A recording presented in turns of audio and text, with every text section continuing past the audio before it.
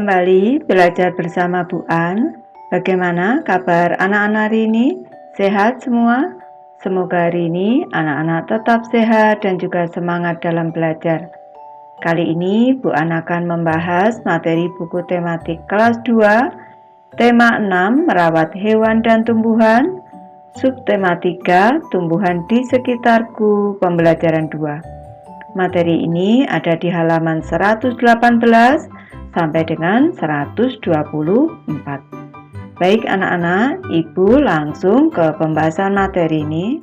Materi pembelajaran 2 tampak pada gambar. Di sini Lani dan teman-teman sedang bermain di taman sekolah saat istirahat. Tampak taman sekolah sejuk dan asri. Ayo bermain peran. Lani dan teman-temannya bermain bersama ketika istirahat di sekolah. Nama permainan itu adalah kupu-kupu di taman bunga. Ayo bermain bersama seperti Lani dan teman-temannya. Perhatikan aturan mainnya. Siswa dibagi menjadi 2 kelompok. Kelompok 1 menjadi bunga, kelompok 2 menjadi kupu-kupu. 1 bunga berpasangan dengan 1 kupu-kupu. Kupu-kupu berdiri di belakang bunga. 1 orang siswa menjadi pemimpin permainan. Ketika pemimpin permainan menyebutkan 1 bilangan genap, kupu-kupu berlari di belakang bunga sebanyak 5 kali. Ketika pemimpin permainan menyebutkan 1 bilangan ganjil, bunga berlari dan bertukar tempat dengan bunga yang lain. Baik anak-anak, untuk menambah wawasan anak-anak, di sini Ibu memberi tambahan materi tentang bilangan ganjil. Apa yang dimaksud dengan bilangan ganjil? Bilangan ganjil adalah suatu bilangan yang jika dibagi 2, maka bersisa 1. Bilangan yang termasuk bilangan ganjil adalah semua bilangan yang angka satuannya adalah 1, 3, 5, 7, atau 9. Ini contoh bilangan ganjil anak-anak, yaitu 1. Di sini angka satuannya 1, itu termasuk bilangan ganjil. Selanjutnya 13. 13 itu angka satuannya, di sini bilangan terakhirnya 3. 3 ini termasuk bilangan ganjil, sehingga 13 ini bilangan ganjil. 65, di sini angka 5 angka satuannya, berarti 65 bilangan ganjil. Bilangan selanjutnya 167. Kita lihat angka satuannya di sini 7 anak-anak, berarti 167 termasuk bilangan ganjil. Dan 409. Kita amati angka satuannya di sini adalah 9. Berarti bilangan 409 termasuk bilangan ganjil. Selanjutnya, Ibu membahas tentang bilangan genap. Bilangan genap adalah suatu bilangan yang habis dibagi 2. Bilangan yang termasuk bilangan genap adalah semua bilangan yang angka satuannya 0, 2, 4, 6, dan 8. Contoh bilangan genap yaitu 2. Angka satuannya 2 anak-anak, ini bilangan genap. Selanjutnya 10. Di sini angka satuannya 0. Ini berarti 10 termasuk bilangan genap. Selanjutnya 74. Di sini angka satuannya adalah angka 4. Berarti 74 termasuk bilangan genap. Bilangan selanjutnya 216. Kita amati angka satuannya di sini 6 anak-anak, berarti 216 termasuk bilangan genap. Dan 528. Di sini ada angka 8. Nih, berarti karena satuannya 8, bilangan 528 termasuk bilangan genap. Ayo berdiskusi anak-anak. Dalam setiap permainan selalu ada peraturan permainan. Mengapa harus ada peraturan? Jawabannya ada di bawah sini anak-anak. Dalam permainan harus ada peraturan. agar permainan berjalan lancar dan untuk menghindari kecurangan. Apakah dalam keseharianmu kamu juga memiliki peraturan ketika bermain di sekolah? Ya, ketika bermain di sekolah kita memiliki peraturan. Tuliskan peraturan yang kamu temukan ketika jam istirahat di sekolahmu.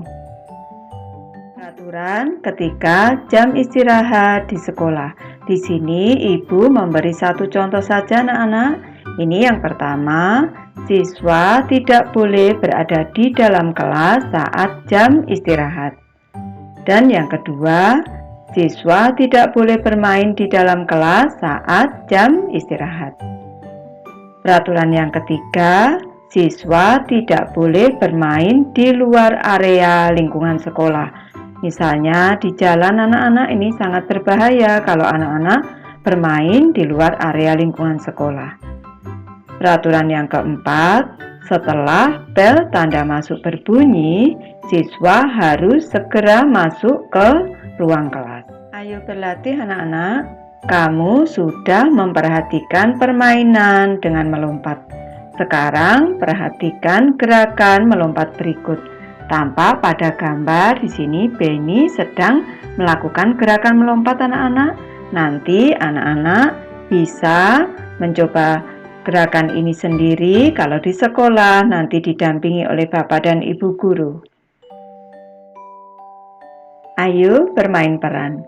Bacalah percakapan di bawah ini.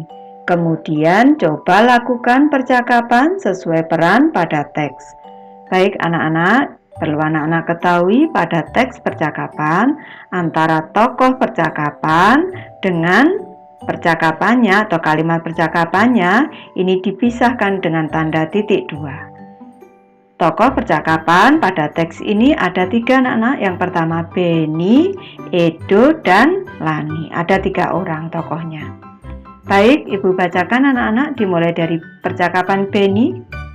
Edo, hari ini kita mendapat jadwal piket kelas.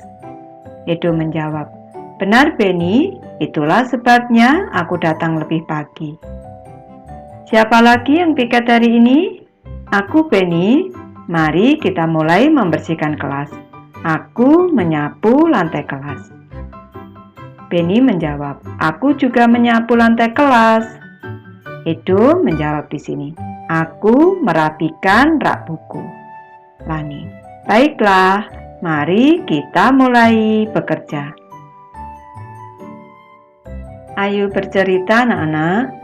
Ceritakan pengalamanmu ketika menjalankan tugas piket kelas. Tuliskan ceritamu itu ke dalam tulisan tegak bersambung. Baik, di sini ibu memberi satu contoh cerita anak-anak. Nanti anak-anak bisa membuat cerita sendiri sesuai pengalaman anak-anak masing-masing. Judul ceritaku adalah Piket Kelas Hari Rabu. Setiap hari Rabu, aku tiba di sekolah lebih pagi. Aku harus melaksanakan tugas piket kelas. Aku bertugas bersama Vina, Tania, Bayu, dan Renu. Setelah tiba di sekolah, kami segera membagi tugas. Pukul 6:30 pagi, kami sudah mulai melaksanakan piket kelas. Aku dan Tania bertugas menyapu kelas. Vina membersihkan meja dan kursi. Bayu membersihkan papan tulis dan Reno menyiram tanaman yang ada di depan kelas. Kami berlima melaksanakan tugas piket dengan hati yang gembira. Tanpa terasa, tugas piket kelas sudah selesai. Ruang kelasku bersih dan nyaman, siap digunakan untuk belajar. Ayo membaca anak-anak, bacalah teks berikut. Tandailah setiap kata, kalimat, dan ejaan yang tidak tepat pada teks. Baik, kita mulai anak-anak. Lani, Udin, dan Benny gemar berolahraga. Seharusnya Lani di sini, ibu beri tanda silang, huruf kapital. Selanjutnya di belakang Lani ada tanda koma. Udin harusnya huruf kapital. Di belakang kata Udin di sini ada tanda koma. Benny harusnya B huruf kapital. gemar berolahraga. Di belakang A di sini harusnya ada tanda titik. Peraturan sekolah mewajibkan semua siswa menggunakan sepatu dan baju olahraga ketika pelajaran olahraga. Di sini seharusnya P awal kalimat huruf kapital. Di sini setelah kata olahraga di sini tanda titik anak-anak. Selanjutnya, suatu hari Benny lupa memakai sepatu olahraga. Seharusnya S di sini awal kalimat huruf kapital. Ini suatu hari, ini diberi tanda koma, keterangan tempat, keterangan waktu anak-anak. Benny di sini B huruf kapital. Di sini sudah ada tanda titik, sudah tepat. Ia jatuh terpeleset ketika bermain bola. Di sini bola, setelah bola seharusnya ada tanda titik di akhir kalimat. Benny sangat menyesal karena tidak mengikuti peraturan sekolah. Benny di sini awal kalimat juga nama orang huruf kapital anak-anak. Di belakang peraturan sekolah di sini seharusnya ada tanda titik. Baik, sekarang kita perbaiki anak-anak. Ayo menulis, perbaiki, dan tulislah kembali teks bacaan tersebut dengan menggunakan huruf tegak bersambung. Bacalah kembali teks yang sudah kamu tulis. Baik anak-anak, di sini ibu sudah menyalin teksnya. Nanti anak-anak bisa menyalin sendiri sesuai tanda baca, ejaan, juga huruf kapital dalam menulis kalimat. Lani, Udin, dan Benny gemar berolahraga. Peraturan sekolah mewajibkan semua siswa menggunakan sepatu dan baju olahraga ketika pelajaran olahraga. Suatu hari, Benny lupa memakai sepatu olahraga. Ia jatuh terpeleset ketika bermain bola. Benny sangat menyesal karena tidak mengikuti peraturan sekolah. Ayo renungkan, apakah menurutmu peraturan di sekolah itu penting? Berikan alasan jawabanmu. Peraturan sekolah itu penting karena peraturan sekolah dibuat agar kegiatan belajar mengajar berjalan lancar, untuk melatih siswa hidup berdisiplin, dan agar lingkungan sekolah menjadi lingkungan yang tertib, aman, dan nyaman. Kerjasama dengan orang tua. Berdiskusilah dengan orang tuamu. Tanyakan kepada mereka mengapa perlu ada peraturan di sekolah. Tuliskan kesimpulan dari diskusi tersebut untuk diceritakan kepada temanmu. Mengapa perlu ada peraturan? Perlu ada peraturan di sekolah agar kegiatan sekolah berjalan lancar, melatih siswa hidup berdisiplin, dan agar sekolah menjadi lingkungan yang tertib, aman, dan nyaman. Ibu sudah selesai membahas materi ini. Terima kasih anak-anak sudah menonton. Semoga ini bermanfaat, membantu anak-anak belajar. Terima kasih.